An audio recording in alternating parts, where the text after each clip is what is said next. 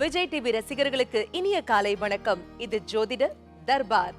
வழக்கம் போல நம்ம தர்பாருக்கு சிறப்பான கருத்துக்கள் சொல்றதுக்காக 3 துறை சார்ந்த பிரபலங்கள் வந்திருக்காங்க. வாங்க அவங்களை சந்திக்கலாம். குருஜி ஐயா, நான் உங்களுடைய நிறைய ஆர்டிக்கல்ல படிச்சிருக்கேன். அதாவது நீங்க எழுதிருக்கீங்க, சனி பகவான அடிக்கடி போய் கும்பிடக்கூடாது, தொந்தரவு பண்ணக்கூடாது அப்படின்னு எழுதிருக்கீங்க. இல்ல கும்பிடவே கூடாதுன்னு எழுதிருக்கீங்க. நானாவது கொஞ்சம் அடிக்கடின்னு சொன்னேன். ஆனா பாத்தீங்கன்னாக்க சனி பயிற்சி நடக்கும் போதும் சரி, இல்ல ஏழரை சனி நடக்கும் போதும் சரி, இல்ல சனி தசை நடக்கும் போதும் பாத்தீங்கன்னாக்க யாருமே சனி பகவான் அவ்வளவு லேஸ்ல விடவே மாட்டாங்க ஐயா. போவாங்க, எள்ளு விளக்கு போடுவாங்க. நிறைய பேர் கருப்பு நேரத்துல தான் ஆடையே போட்டுட்டு இருப்பாங்க. இதுக்கு நேர்மாறா நீங்க எழுதினது இருக்கே, இது எப்படி? நீங்களாவது நல்ல வேலை சனி பகவான் சொல்கிறீங்க. ஒரு வேளை என்ன படிக்கிறதுனால இருக்கலாம். சில பேர் வேற சனி பகவானுக்கு எம்பிபிஎஸ் டாக்டர் மாதிரி ஒரு பட்டம் கொடுத்து சனீஸ்வரன் அப்படின்னு வேற சொல்லுவாங்க. வேத மூல நூல்களில் சனீஸ்வரன் அப்படின்றதுக்கு எந்த விதமான ஆதாரங்களும் கிடையாது. இன்னொன்று, இப்போ நீங்கள் கேட்டது ஒரு விரிவான விளக்கம் கொடுக்கக்கூடிய ஒரு கேள்வினால இந்த கேள்வியோட சனியை பற்றிய சில விவரங்களை ஒரு பகுதியாக வைத்துக் கொள்ளலாம். அதில் ஒரு முதற் பகுதியை சொல்லுகிறேன். காஷ்மீர் முதல் கன்னியாகுமரி வரை இந்திய கலாச்சாரம் ஒன்றே. இந்தியா என்றது ஒரே ஒரு நாடு. காஷ்மீர் முதல் கன்னியாகுமரி வரைக்கும் இருக்கிற எல்லா தெய்வங்களுடைய பெயரும் ஒன்று தான். உதாரணமாக இங்கே நம்மளுடைய குமர கடவுளான கந்தன் வடநாட்டில் ஸ்கந்தன் ஆவார் அல்லது கார்த்திகேயன் ஆவார். அவ்வளோதானே தவிர அவருடைய மற்ற எந்த பெயர்களும் மாறாது. இந்த நிலைமையில் தமிழ்நாட்டில் மட்டும்தான் சனி பகவானுக்கு ஒரு எம்பிபிஎஸ் டாக்டர் பட்டத்தையும் சேர்த்து கொடுத்துக்கிட்டு சனீஸ்வரன் சொல்கிறீங்க. தமிழ்நாட்டை தாண்டி ஒரு 40 கிலோமீட்டர் ஆந்திராக்குள்ளே நுழைஞ்சிட்டிங்கன்னா அவர் சனி மகாத்மா, சனி தேவ், சனி பகவான் தான். சனீஸ்வரன் அப்படின்ற இந்த உச்சரிப்பை தமிழ்நாட்டை தவிர்த்து இந்தியாவில் வேறு யாருமே சொல்கிறதில்ல.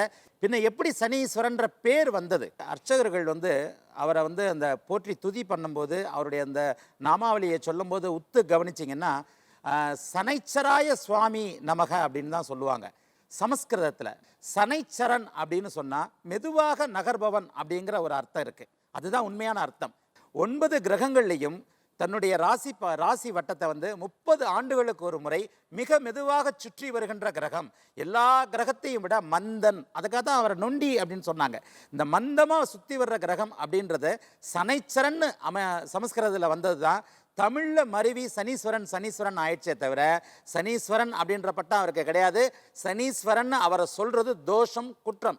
ஏனென்றால் நம்முடைய மேலான மதத்தில் பரம்பொருளாகிய சிவன், அந்த அவன் மூல முதல்வன், எல்லாவற்றிற்கும் முதலான அவன் ஒருவனுக்கு மட்டுமே, சர்வேஸ்வரனுக்கு மட்டுமே ஈஸ்வரன் என்ற பட்டமே தவிர அவன் படைத்த எந்த ஒரு பொருளுக்கும் அவனுக்கு நிகரான பெயர் இல்லவே இல்லை.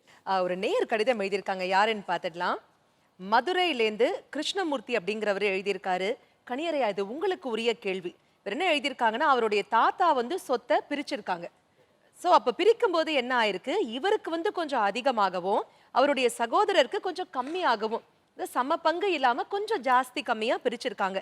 இது இவருக்கு ரொம்ப மன உளைச்சலை ஏற்படுத்துது, கொஞ்சம் மனசு உறுத்துது சார். இதுக்கு என்ன பண்ணலாம் அப்படின்னு கேட்டிருக்காங்க. கணியரையா, இதற்கான தீர்வு நீங்க பிரசன்னத்தின் வாயிலாக சொல்லுங்க.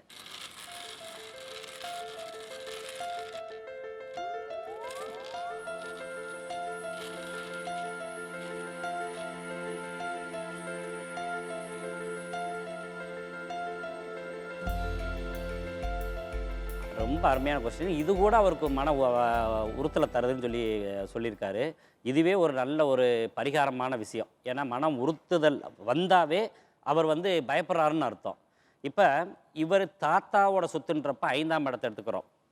இன்றைக்கி உதயம் உதயத்துக்கு 6 இடம் 6, 8 இருக்கிறதுனால இவரோட எண்ணம் கேள்விகள் தடுமாற்றத்தை கொடுக்கிறது. தடுமாற்றம்னா எந்த மாதிரி சொல்றீங்க? தடைகளை கொடுக்கிறது. அப்படின்னா வாங்கினது தடைன்னு அர்த்தம். அது இவர் தப்பு இல்லையே. அதுதான், அதாவது நல்ல விஷயம், கேள்வி கேட்டது நல்ல விஷயம், அவங்க அப்பா கொடுத்தது நல்ல விஷயம். ஏன்னா பிரிக்கும் பொழுது சம பங்குகளாகவே பிரிக்க வேண்டும். இப்போ இவர் இந்த கொஸ்டின் சம்பந்தமாக இப்போ தடைகள் இருக்கிறதுனால முதல்ல இவர் குலதெய்வத்துக்கான வழிபாடுகள் பூஜைகள் செய்ய வேண்டும்.